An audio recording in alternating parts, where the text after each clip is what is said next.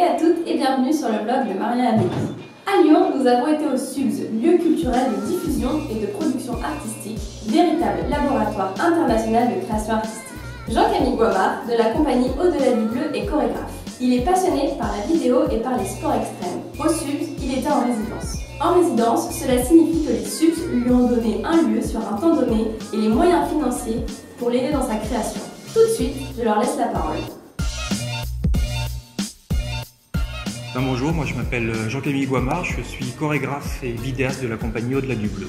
Pourquoi Au-delà du bleu? De quel bleu parle-t-on? Alors moi je suis originaire de l'île de Noirmoutier en Vendée. Donc depuis ma jeunesse en fait je suis associé à l'élément aquatique. Donc en 2012 j'ai monté la compagnie et que j'ai commencé à chercher un titre qui m'est venu, c'était cette relation à l'élément que j'avais depuis que j'étais jeune, et je suis aussi un amoureux de la montagne et de tout ce qui se passe dans l'aérien. Autre chose, c'est que j'aime repousser mes propres limites, que ce soit en dansant ou en pratiquant des sports de glisse. Donc en associant les mots, ça a donné Au-delà du bleu. Tu as étudié au CNSMD, donc Conservatoire National Supérieur de Musique et Danse de Lyon. Tu as ensuite été interprète, tu as ensuite monté ta compagnie et été chorégraphe. Quelles rencontres, quelles expériences ont marqué ton parcours? Alors la première rencontre qui a marqué mon parcours, c'est la rencontre avec le chorégraphe Yann Raballan, pour qui j'ai été interprète pendant 10 ans et je suis encore interprète pour lui. C'est la première rencontre qui m'a permis de rentrer dans le milieu et de pouvoir travailler professionnellement et d'acquérir une base solide techniquement et dans l'interprétation aussi.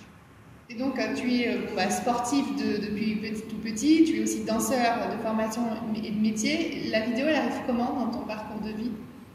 Alors la vidéo, elle arrive par le sport de glisse en fait, parce que on a tous à un moment donné envie de filmer ces petits exploits, je vais dire ces petits exploits. Donc, je me suis acheté une petite caméra qu'on appelle des GoPro, qui sont des caméras embarquées. Ça a commencé comme ça, juste pour m'amuser, pour retranscrire un petit peu ce que je vivais. Et au fur et à mesure, je me suis dit, j'aime bien ça quand même, j'aimerais bien filmer la danse, comme on filme les sports de glisse, ça veut dire en incorporant la relation au mouvement. Moi, j'aime bien filmer en étant aussi en mouvement, donc ça veut dire je me transforme en caméraman danseur.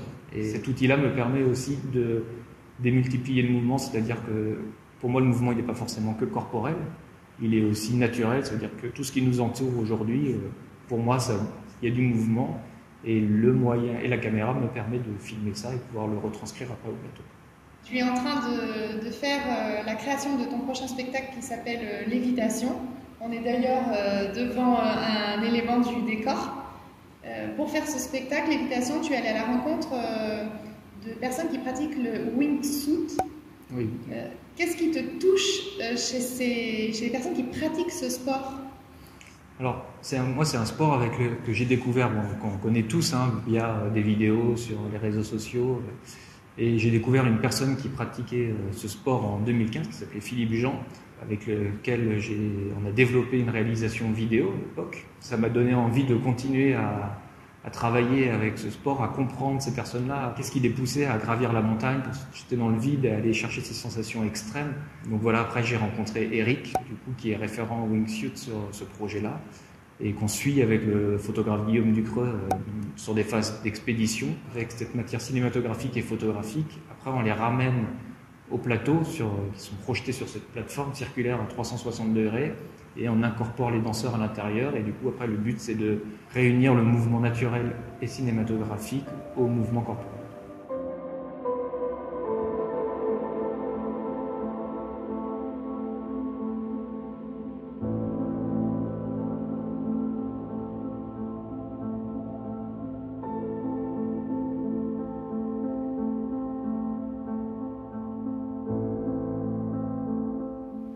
Et par quel procédé tu transmets aux spectateurs les sensations extrêmes de ce sport? Par la physicalité, déjà, par la dramaturgie, c'est-à-dire raconter un petit peu tout le processus qui touche au sport, donc ça veut dire l'ascension, la découverte du lieu, le vertige, l'appréhension, la peur, et puis finalement l'extase totale, le vol. Donc voilà, on essaye aussi de décrypter tout ça et puis de le retranscrire après dans le mouvement corporel dans le spectacle. Et puis on a aussi tout ce qui est lié au son, donc les prises sonores qui sont enregistrées par les caméras ou par des zooms. Le compositeur Tristan Bress, il les met en lien avec les images, il crée du sound design pour pouvoir les démultiplier au plateau. Et puis après, on a toutes les images photographiques et cinématographiques aussi qui nous permettent de raconter l'histoire, aussi bien le paysage que le mouvement naturel, que voilà, des choses un peu plus documentaires liées au sport.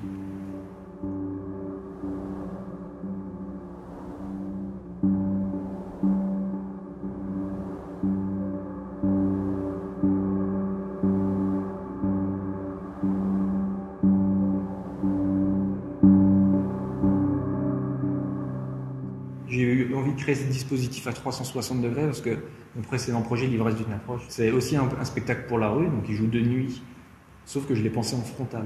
En fait, je me suis aperçu que on avait fait Chalon dans la rue, voilà, qu'en frontal, d'un seul coup, quand il y a 300 personnes qui arrivent, les gens n'ont plus la place de se mettre en frontal et du coup, on se laisse vite déborder et du coup, ils se mettent sur les latéraux. Et donc après, pour une lecture frontale ou du coup la danse avec de la vidéoprojection, et ben du coup, d'un point de vue latéral, on n'a pas du tout le même ressenti. Et donc ça m'a un petit peu frustré, je me suis dit mince, et en fait il y a la moitié des spectateurs qui n'ont pas du tout la même lecture. Et voilà, je me suis dit, si je recrée un spectacle pour la rue, il faut penser à un dispositif pour que quand les gens ils arrivent, même s'ils sont en retard, voilà, s'il n'y a plus de place, en fonction de la place, du coup on goûte le même spectacle. Donc ça c'était hyper important pour moi. Et c'est pour ça qu'on a pensé le dispositif à 360 degrés. Après, on est rentré dans des choses techniques qui sont liées, qui étaient vraiment compliquées. Donc, on a fait 2 laboratoires techniques.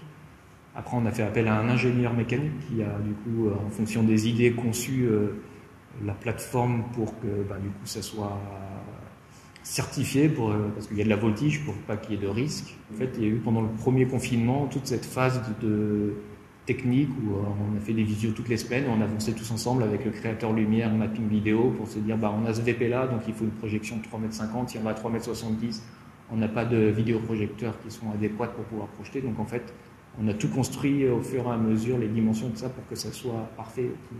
Cette création, aujourd'hui je suis seul devant la caméra, mais il y a toute une équipe, c'est une équipe de 7 personnes, il y a 2 danseurs, mais derrière il y a 5 techniciens. J'aime bien aussi dire que c'est un travail d'équipe. Je ne suis pas seul intervenant dans des choix artistiques, c'est aussi on est plusieurs pour faire avancer la pièce dans le bon sens et dans la bonne dynamique. Ouais, c'est important de le rappeler, effectivement. On n'est jamais tout seul face à un projet. Exactement.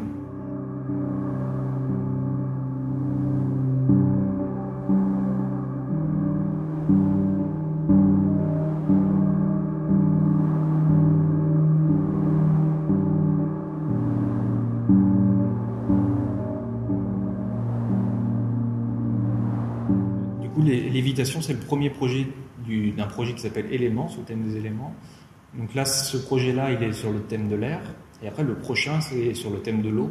Et il s'appellera Immersion, pour la continuité. Et du coup, moi, j'avais envie aussi de concevoir une plateforme pour 2 projets, au minimum, peut-être 3, on verra, dans un souci déjà économique, écologique et artistique. Voilà, parce qu'on a vite tendance à créer des choses, puis les jeter vite derrière. Donc moi, j'avais envie un dispositif comme ça permet de faire tellement de choses. Ça, c'est un projet qui sortira dans 3 ans.